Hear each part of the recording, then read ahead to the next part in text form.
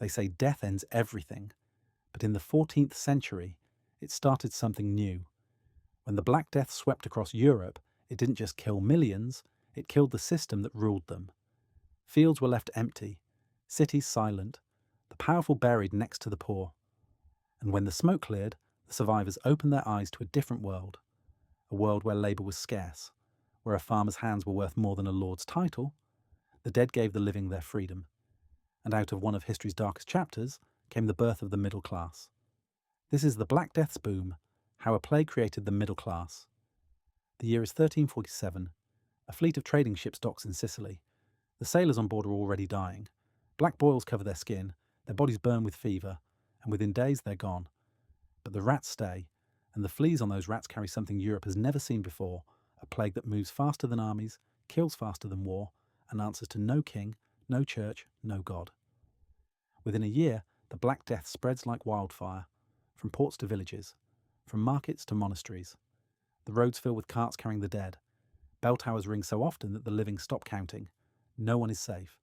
Not peasants in the fields, not nobles in castles, not priests in cathedrals. The great feudal machine, that pyramid of kings, lords and serfs, is rotting from the bottom up, because the workers who fed it are gone. The fields lie empty, the harvests rot. There are no hands left to sow or reap, and the land, once the source of all wealth, becomes worthless without the people to work it. The economy collapses in silence. Gold loses its meaning when there's no one left to trade. Churches fill with prayers that go unanswered. And across the continent, one unspoken truth spreads faster than the plague itself. The old world is dying. When half of Europe is gone, what does value even mean? The plague doesn't just kill people, it kills the math that kept their world together. For centuries, wealth belonged to landowners. Lords owned everything. Peasants worked for scraps. It was a system so rigid that even hope was inherited. But then, the fields emptied. Entire villages disappeared overnight. Suddenly, the rarest resource in Europe wasn't gold or silver. It was people. A single ploughman could now demand what once took a lifetime to earn. Servants became negotiators. Craftsmen named their own price. And when a lord said, "Work for me," many simply said, "No." Wages tripled. Labour contracts were written for the first time. Peasants walked from one estate to another, selling their skills to whoever paid more. In just a few years, power shifted from the castle to the cottage. But with new power came new fear. The elites, kings, nobles, even the church be dumb, began to realise if the lower classes could walk away, then the entire order of Europe could collapse for good. And that's when they decided to fight back. Not with swords, but with laws. Power doesn't die quietly, and the lords of Europe, the ones who had ruled for centuries, weren't about to watch their peasants turn into businessmen. Across the continent, panic spread through the ruling class. Fields were empty, castles quiet, and profits gone. So they did what every desperate elite does when control starts to slip. They tried to legislate the past back into existence. In 1351, England passed the Statute of Labourers. It made asking for higher wages a crime. If a worker demanded more pay, they could be jailed. If they left their lord's land, they could be hunted down. The goal was simple: freeze time. Force a broken system to keep pretending it still worked. But there was a problem. You can write laws on paper, but you can't write life back into the dead. The plague had taken too many. There weren't enough hands left to build, farm or trade, and no amount of punishment could fill those empty fields again. So the economy found a way around the law.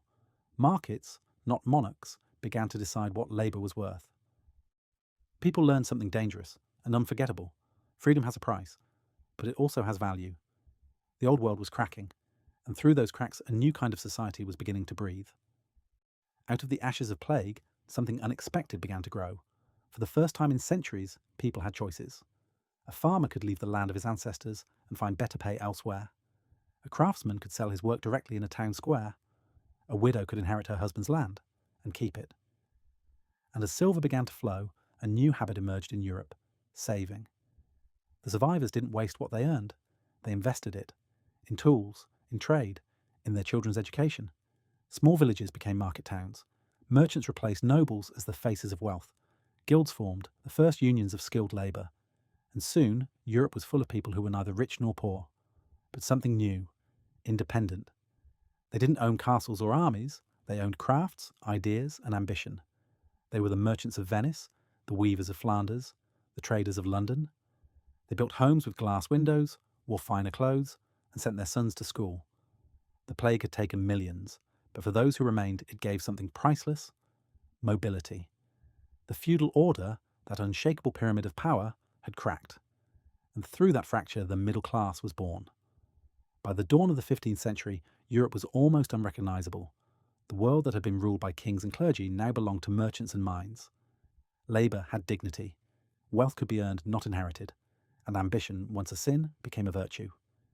From the ashes of the plague, the seeds of something revolutionary began to sprout: capitalism, innovation, and individualism.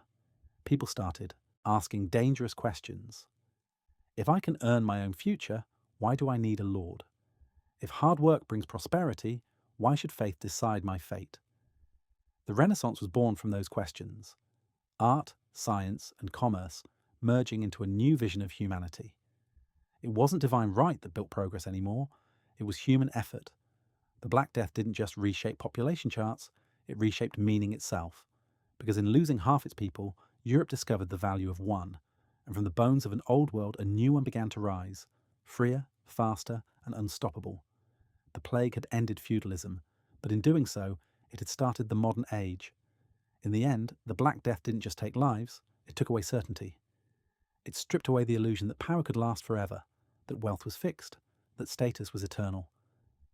And what rose in its place was something fragile but unstoppable: a belief that ordinary people could shape their own future. The plague didn't ask for permission, it didn't negotiate with kings or priests. It simply reset the world and gave birth to the middle class, to choice to change. History remembers the dead, but it's the living who built what came next.